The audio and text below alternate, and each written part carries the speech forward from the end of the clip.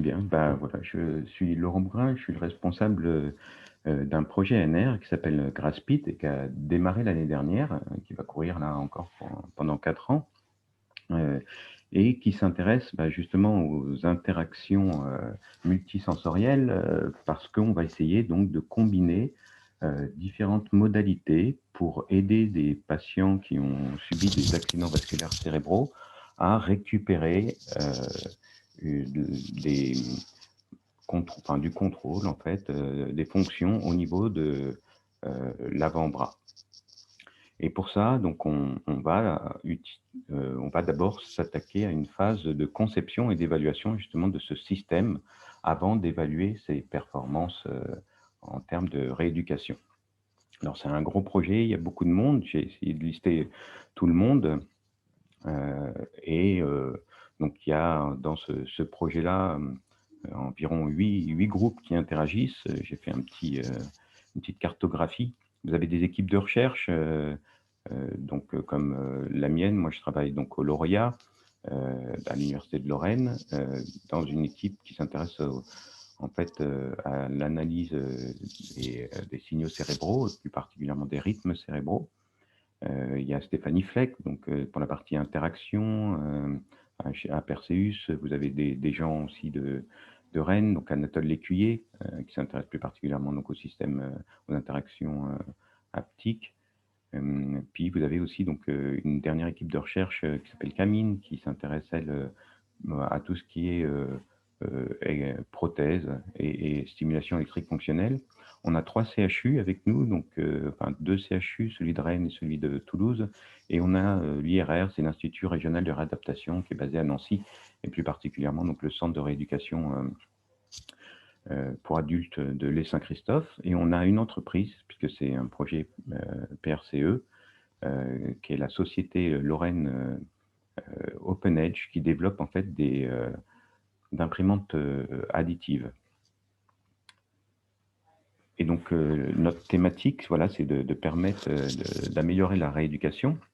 Et parmi les thérapies qui sont proposées, de mouvements passifs, de thérapie du miroir, et cetera, il est utilisé donc, des imaginations motrices kinesthésiques. Je vais tout de suite, les définir. Mais c'est des choses, voilà, qui ne sont pas forcément simples, à réaliser, parce que c'est, une imagination. Donc on essaye d'utiliser son activité cérébrale, mais sans avoir finalement de retour sur ce qu'on est en train de faire.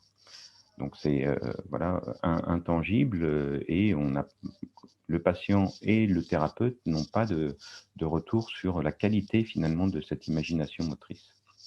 Et donc, pour améliorer, ce retour, on va utiliser, voilà, différents moyens, pour pouvoir donner des neurofeedbacks, puisqu'on va analyser donc l'activité cérébrale avec, l'électroencéphalographie, et fournir, différents retours au niveau de l'avant-bras. Et comme c'est souvent des tâches, répétitives, on va, donc aussi, développer, toute une ludification du système pour, augmenter donc la motivation. Mais c'est un aspect que je n'aborderai pas dans cette présentation.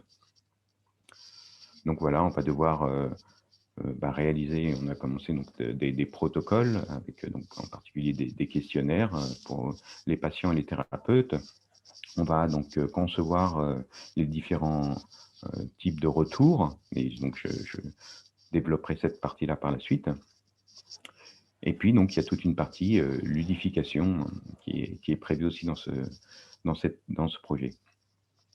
Heu, la réalisation, donc en particulier donc la le dispositif haptique, il, va devoir répondre à un certain nombre de contraintes, en particulier le fait, bah, de pouvoir s'adapter assez facilement à la morphologie du patient, de pouvoir, être, éventuellement stérilisable, de pouvoir combiner des matériaux, donc des matériaux souples et des matériaux conducteurs. Voilà un petit peu les défis au niveau industriel. Alors qu'est-ce que, l'imagination motrice kinesthésique?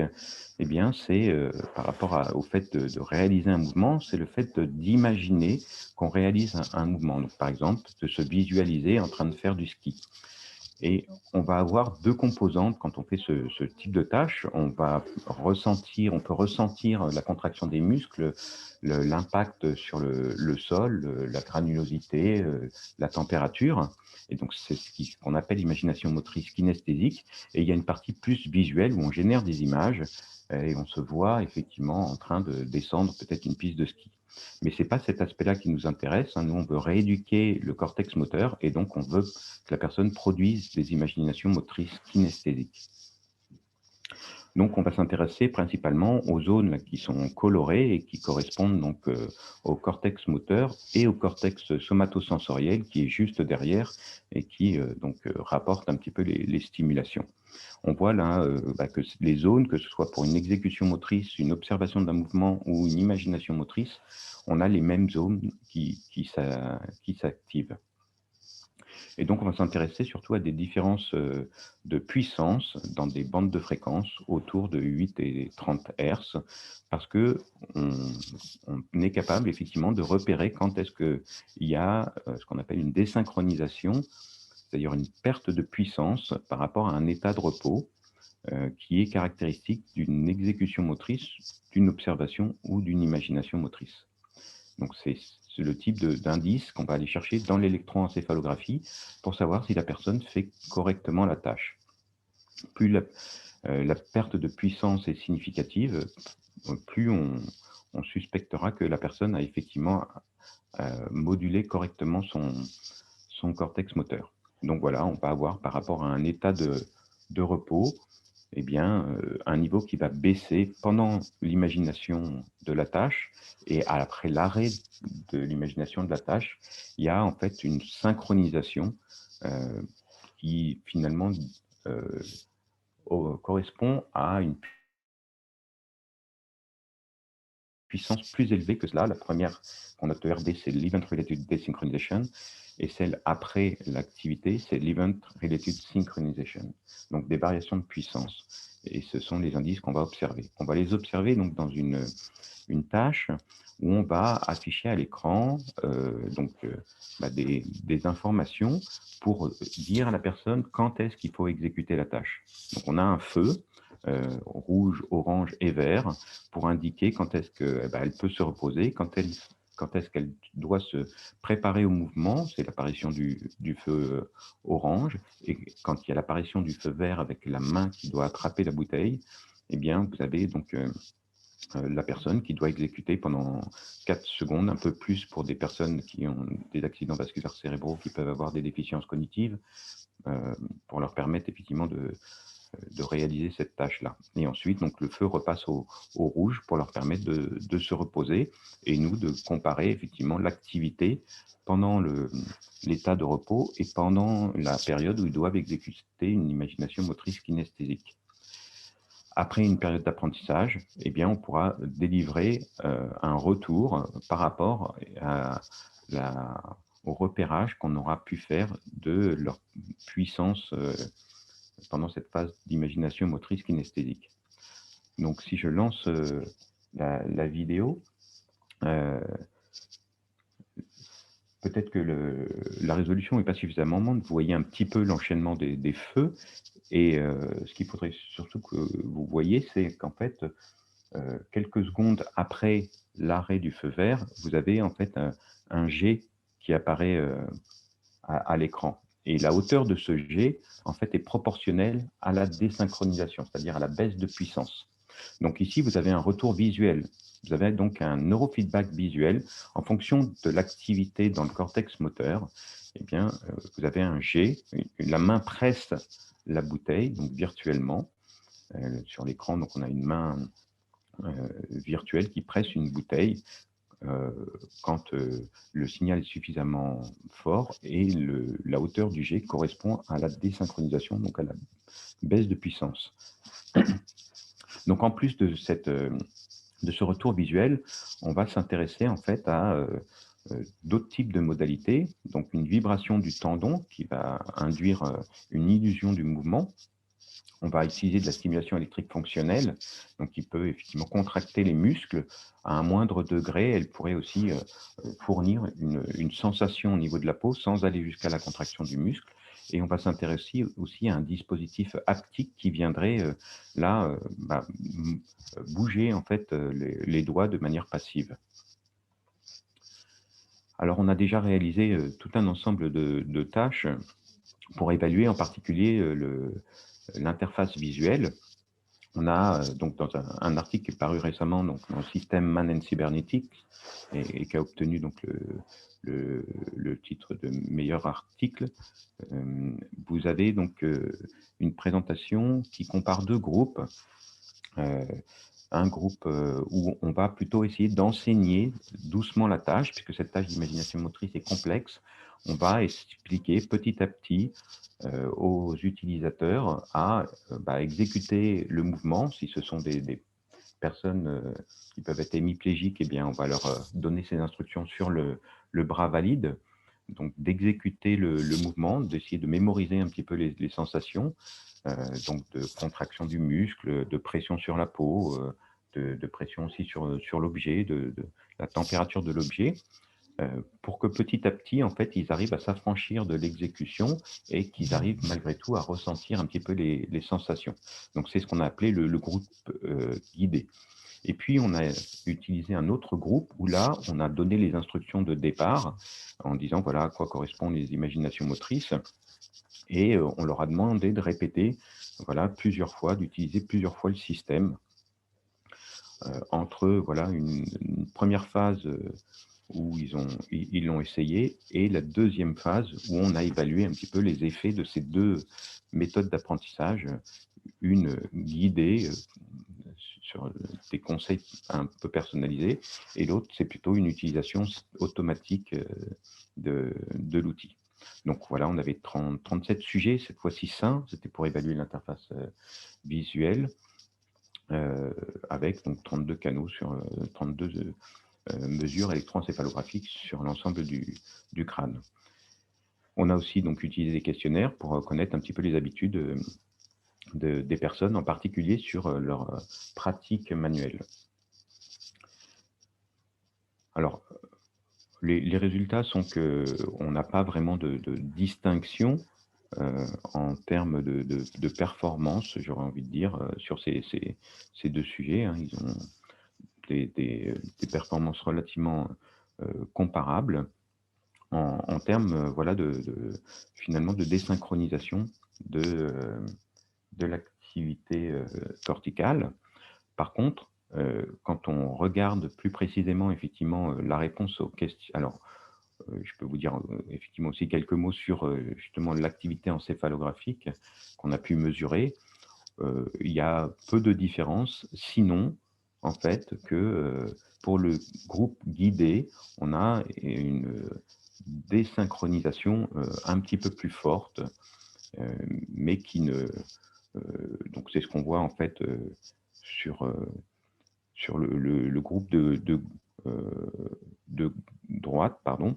On peut voir en fait voilà, éventuellement des modifications au niveau des couleurs bleues qui correspondent à des désynchronisations. Mais ces changements sont relativement légers. Par contre, quand effectivement, on analyse les réponses par rapport au questionnaire, eh bien, on va comparer tout un ensemble de différences. Donc, je vais vous les afficher pour que ce soit plus simple.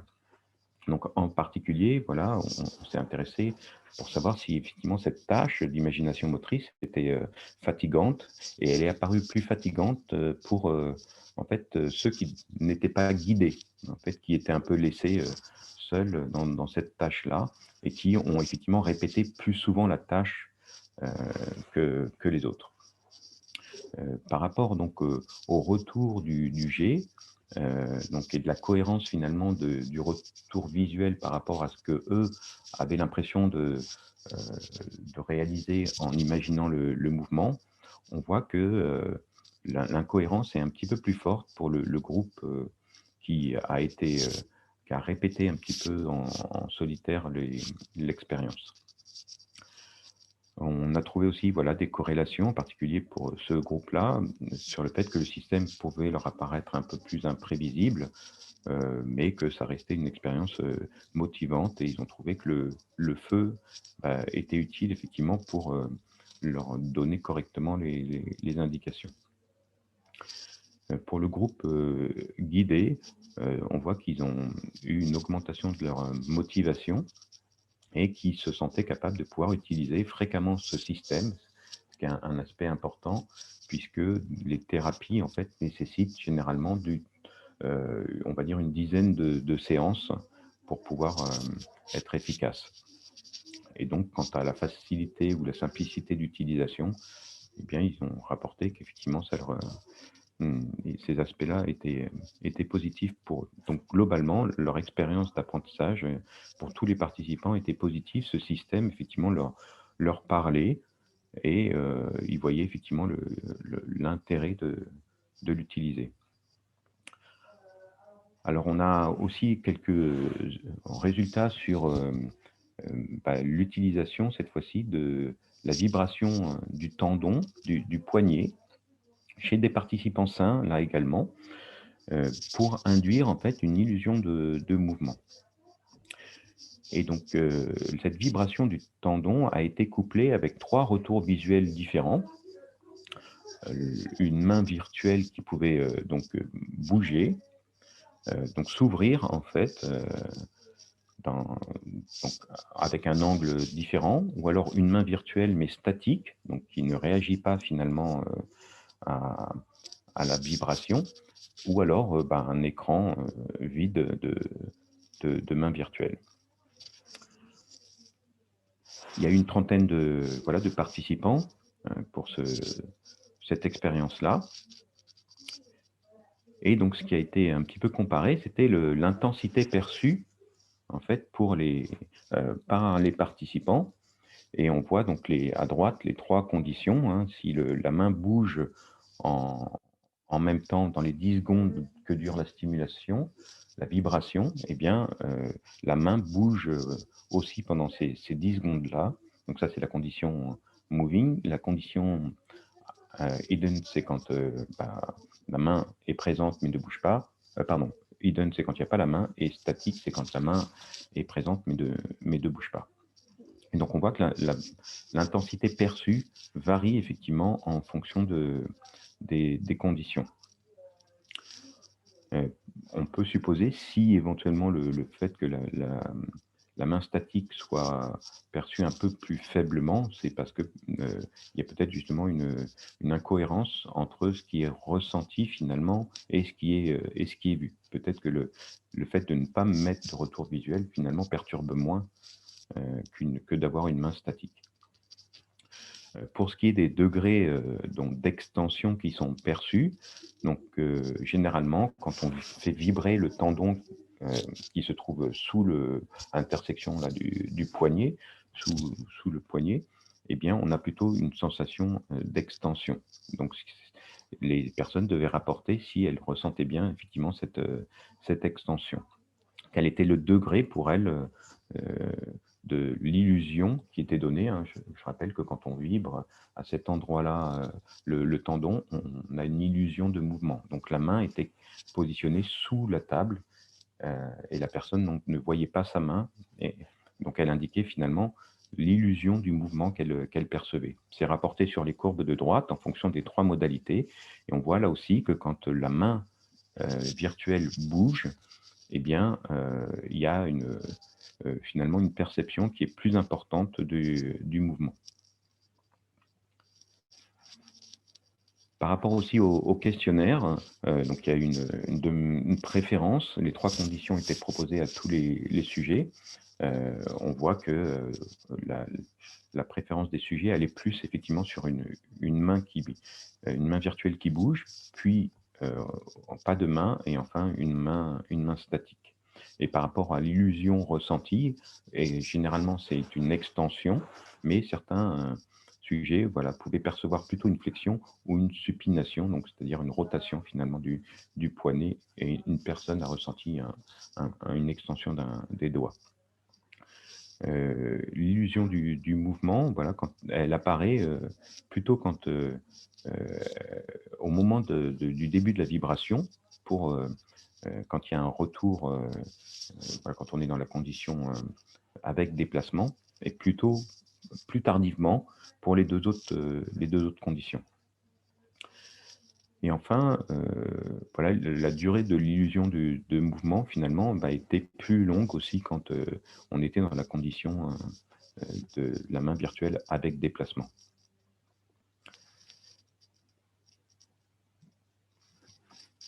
Une autre type de retour qui peut être utilisé, c'est la simulation électrique. La simulation électrique, en fonction de l'intensité, en tout cas des caractéristiques qui sont utilisées, elle peut soit fournir un mouvement, donc c'est la simulation électrique fonctionnelle, ou alors plutôt une sensation au niveau de la peau. Et donc c'est aussi voilà, une condition qu'on va étudier, qui a été utilisée jusqu'à présent, mais plutôt sur le membre inférieur. Ou dans le cas que vous voyez ici, c'est une en fait, stimulation. Le patient voilà, délivrait lui-même l'activation des patchs électriques qui viennent contracter en fait, les muscles. Donc, je n'ai pas voilà, trop d'éléments à vous donner sur celui-ci. Et enfin, la dernière partie, c'est sur un retour plus haptique. Alors là, c'est une préétude qu'on avait faite il y a quelques temps, où vous voyez en fait dans la main une gourde déformable, et la main est dans un gant, le gant est scratché sur cette gourde, et donc en même temps qu'on va délivrer le retour visuel, on va avoir une aspiration de l'air dans la gourde pour faire ressentir effectivement un mouvement passif et une sensation tactile au niveau des doigts.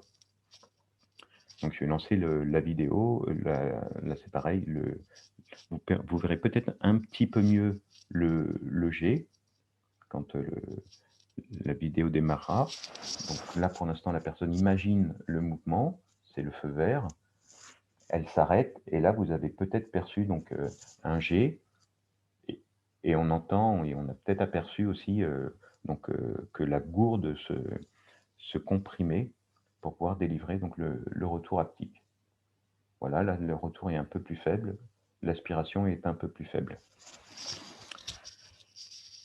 Alors finalement, donc l'objectif du projet, hein, c'est d'évaluer l'acceptabilité et l'utilisabilité de cette interface. Elle sera légèrement modifiée visuellement. Ça, c'est voilà, c'est l'interface qu'on a développée depuis quelques années. Et on va donc questionner à la fois les patients et les thérapeutes par rapport à ces deux questions-là, l'acceptabilité et l'utilisabilité. En fonction donc d'un ensemble de retours que je vous ai présentés, donc le retour visuel, le retour vibrotactile, le retour par stimulation électrique et un retour haptique, qui vont être évalués séparément. Donc là, vous voyez, pour des CHU différents, donc Rennes pour le vibrotactile, Toulouse pour la stimulation électrique, et Nancy pour le retour haptique. Et donc il y aura deux phases en fait. On va évaluer la modalité visuelle, la modalité vibrotactile, et ensuite les deux couplés ensemble. Et en fonction des résultats donc, de cette première phase sur 15 patients, on va retenir finalement les modalités qui nous paraissent les plus pertinentes pour cette fois-ci les évaluer sur tous les centres, donc dans les mêmes conditions. Donc là, j'ai rapporté toutes les modalités, mais certaines auront peut-être été supprimées en fonction des résultats de la première phase. Et on va les répéter cette fois-ci un petit peu plus dans le temps, parce que c'est le type d'administration généralement de cette thérapie, pour avoir un peu plus leur ressenti voilà, sur la durée.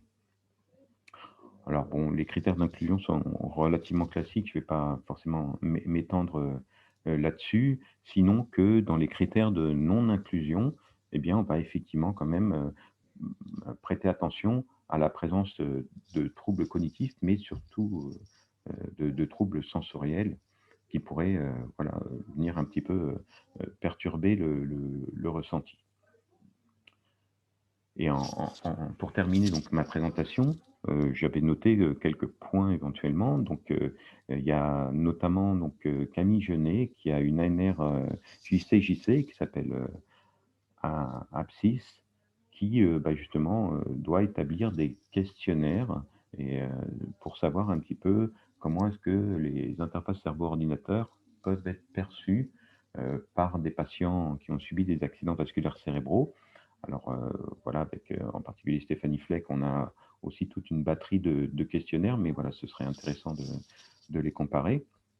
Heu, on va devoir se poser en particulier la question de, la perturbation, voilà, qui pourrait être, due à la présence simultanée de, ces différentes, modalités, si elles étaient, toutes conservées puisque, voilà, elles peuvent, agir sur des sites qui sont quand même relativement proches, et en termes de temporalité, on a vu par exemple que l'haptique, ou éventuellement la vibration du tendon ont des réponses plus lentes pour générer des illusions de mouvement ou un déplacement, hein, qu'un simple retour visuel. Donc, voilà, c'est une problématique qui va être, importante pour arriver, à coordonner un petit peu tous ces retours. Et un point, une particularité peut-être de cette application, c'est que finalement, les retours, ils sont un petit peu différés par rapport, au moment où la personne fait une imagination motrice. On on voit que le retour est fourni, quelques secondes, après. Alors, il n'est pas fourni pendant parce qu'il nous faut quand même, un peu de temps pour pouvoir analyser le signal, mais on pourrait éventuellement le faire, sur, 2 secondes. Simplement, il faut donc on aurait de toute façon, 2 secondes, d'écart, mais on l'a vu, voilà, le dispositif peut être plus ou moins long à se déclencher et parfois quand on a le retour immédiatement pendant, l'imagination motrice, en fait, ce retour est plus perturbateur, heu, qu'utile.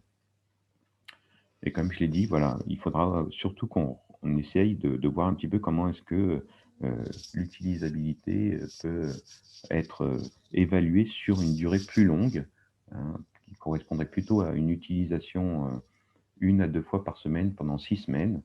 Mais, on n'a pas la possibilité de mettre ça en place, ça sur le volume de patients qu'on veut tester. Heu, il faudrait avoir, presque un thérapeute, à plein temps, pour pouvoir faire 4 enregistrements, 4 demi-journées par semaine, pendant 1 an. Donc voilà, avec les on essaiera de faire des répétitions, mais, pas sur, une dizaine, une douzaine en fait de séances. Alors j'en ai terminé avec, cette présentation, je faisais plutôt 25 minutes, j'en ai 28 à mon compteur, heu et voilà, si vous avez des questions, je suis prêt à y répondre.